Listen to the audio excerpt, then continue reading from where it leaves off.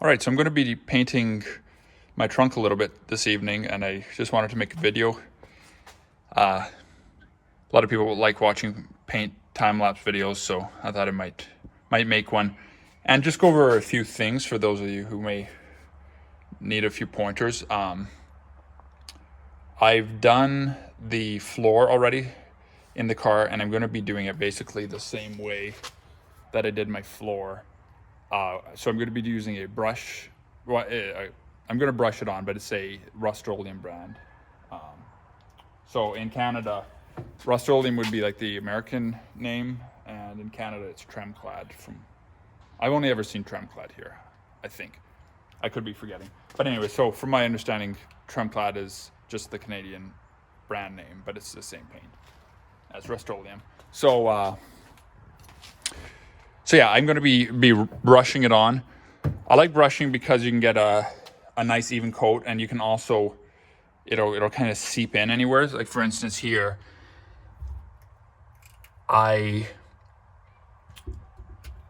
truthfully I should probably get some seam sealer just to seal this, but I think I'm just going to paint it for now. But brushing will allow me to kind of get in, and it'll kind of seep into the cracks. Now you don't want to put on too much, because from my experience, putting on too heavy will actually do a little bit of cracking as it dries, because I think just of the nature of the shrinkage can cause some cracking. So I'm not going to put on a crazy heavy coat, and I'm not going for like a finished look. I just want to kind of stop the rust here. If the car ever sits outside, it's getting a little bit of water in the trunk. I think I need to redo some seals. But anyways, for the time being, I'm just going to do this. And hopefully I'll be able to be parking the car in my garage in a little bit here. So we'll get started with that. Basically, just follow the instructions. But it's basically just, I'm just going to do a primer for now. And because I think technically with seam sealer, you're supposed to put that on first typically, but I think you can also put it over the primer coat, if I remember correctly. Don't quote me on that.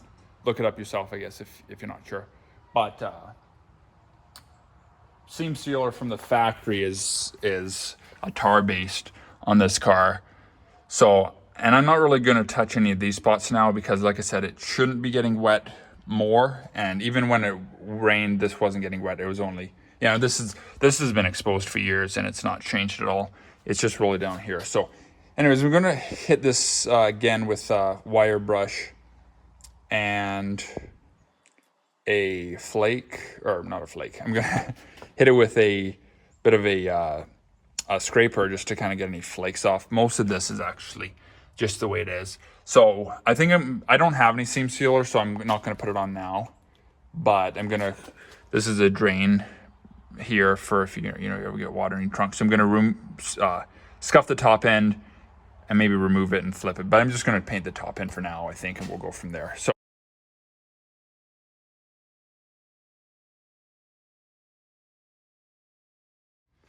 okay, so I think I had done this before some years ago, but I don't know if I did a really thorough job. But basically, just going along and getting all the big flakes off like this. I should have painted it after I scraped it the first time. I don't remember why I didn't. And like I showed you earlier, these spots here, there's no rust through aside from like a teeny spot, but some nice good quality seam seal will just cover that all up and seal that off. So, but yeah, basically just getting the big chunks out. And then once I get the big flakes off, and you follow the instructions, but basically with a rust paint, a lot of times they actually tell you not to remove all the rust. But you do want to remove, because it bonds better to the rust, but you do want to remove anything that's like flaky. So you can see some nice big flakes coming off here. Kind of paintish type stuff.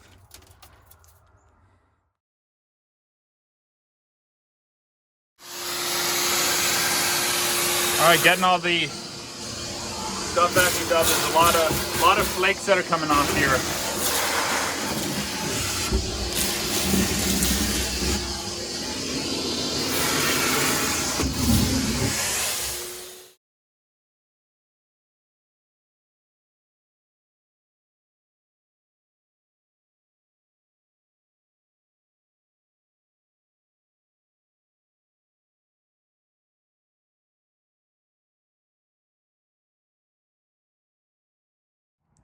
Okay, I think I'm ready to paint now. So might not look super clean, but it's actually pretty good. I think all the flakes are off.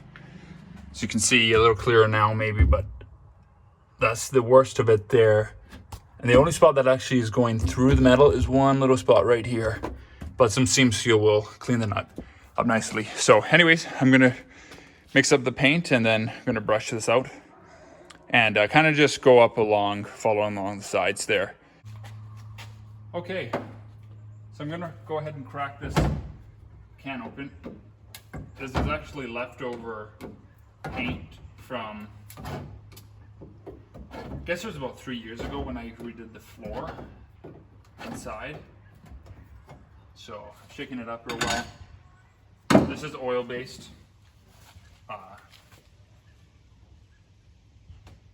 So yeah, just gonna start working it in.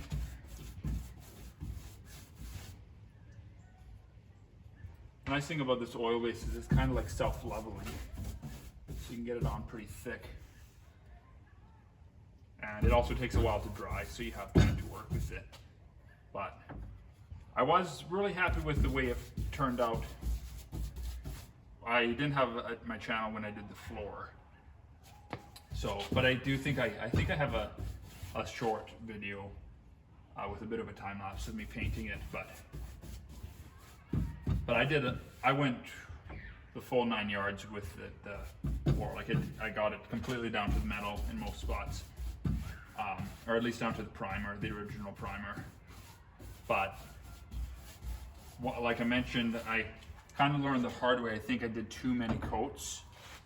Also, it was in the wintertime, and one thing I didn't really notice is that despite the shop being a little warmer, the floor and the floor of the car was actually quite cold, because this shop is heated with well, I guess it wouldn't be infrared, but like radiant heat.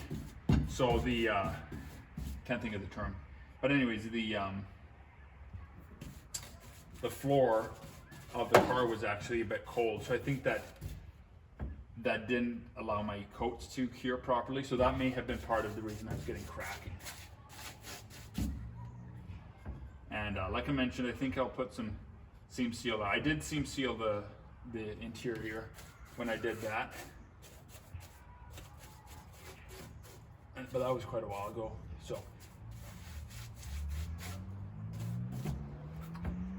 once I get a little bit more, and I'll bring you in here for a closer look.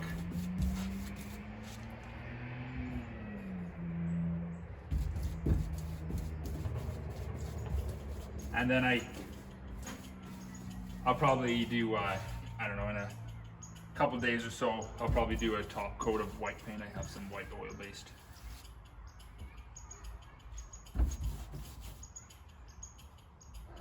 The other nice thing about brushing is it's a lot less smelly.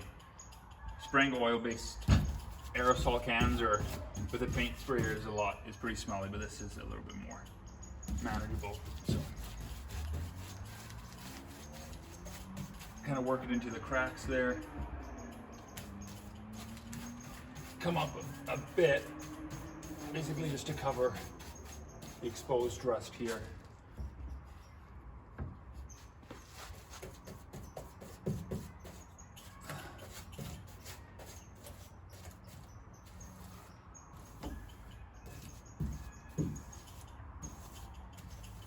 So basically, it is this oil base, for those of you who haven't used it, is a bit of a thick paint.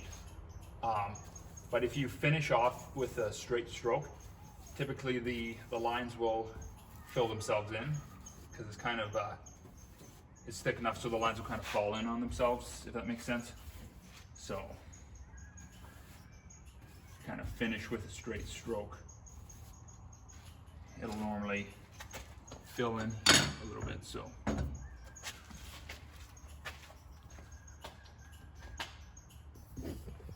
let's bring it down here. So that's basically what we're looking like.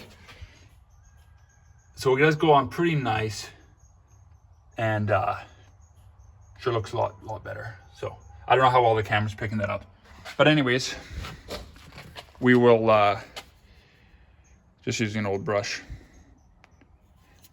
But honestly, like with this kind of paint, any kind of brush. I think the last time I did it, I just bought some really cheap, basically like dollar store brushes. They were not from the dollar store, but yeah, they're just cheap, run of the mill, like kind of throwaway brushes. Because that's all you need, you know, especially if you're not going for a really nice finish look. But then, as I mentioned, these, it's kind of hard to see. You still do see the brush lines, but right when you first run your brush, there'll be little lines in it.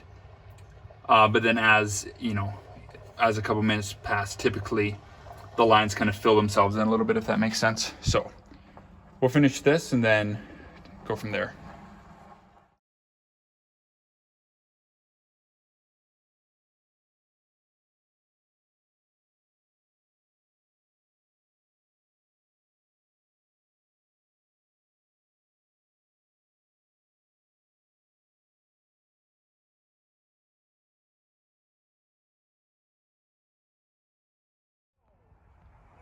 All right, so got it pretty much done here.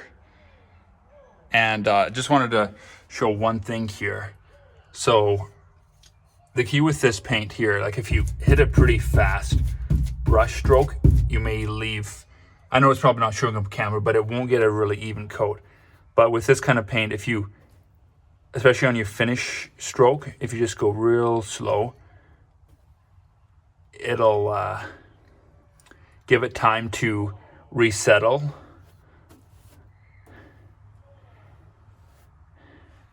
It behaves a little bit differently than like a latex does. But if you drag it too fast, I know you probably can't see it, but if you drag it too fast, it'll expose the layer below. So I guess, you know, if you're putting on a couple coats, it's not the end of the world. You probably can't see it, but there's like a little exposed spot there now because something on my brush caught it. But if I go over a little bit slower. So yeah, anyways, just a few things there. So I'm just going to put that there. And then, so all this dries, I'm going to clean up the plug there, paint that, both sides, and that's about it. And then when I get a chance, I'll probably pick up some seam sealer and just run some along that, just kind of seal off that crack there a little bit better. Just kind of wrote up, and I know it's not, you know, it's not a completely finished product. And I'm going to monitor these spots here, but this is going to involve a lot more cleaning yet because the seam seal is like a tar-based, and I suppose it being an oil-based paint may not necessarily be the worst to have like a tar, a little bit of a coating, but it definitely won't adhere properly. So I'm going to need to tear that down to raw metal, and it's bitten like this. Like you can see underneath here, if I can get you in here, that kind of rust. It's really just like a mild surface rust, but that was underneath the seam sealer because over time the seam sealer in a few spots would kind of break loose and let some moisture under, and then it actually traps it. So seam sealer can actually make things worse over time. But surprisingly on the car in most spots, I'd say overall the seam sealer did its job really well, but the trunk was getting a lot of moisture. I think what might have happened is that the car might have actually been parked for a while with the trunk open, because when I got it, there was a lot of like cardboard boxes with parts and stuff in there, and they were all like waterlogged. So I think this car might have been parked with the trunk open, or it could have just been from a bad seal here, because I have noticed with obviously with the lid closed, water was still getting in. So either way, this trunk did see a lot of water, but for the year, it's actually surprising how good the trunk is. A lot of times the trunk is one of the things that rusts out the soonest on cars. A lot of times the older cars, especially if they've been sitting, you know, most of your trunk will be gone. So I might hit a few of these spots real quick with a wire brush and just cover them, but we'll see about that later. So the one thing I just wanted to point out, that this actually is not rust here. It was obvious to me, but Just wanted to point that out. Like, some people might be wondering, well, why aren't you painting all that? Well, this actually is not rust. This is just glue from the carpets. Now, like I pointed out, this is here is a little bit of rust.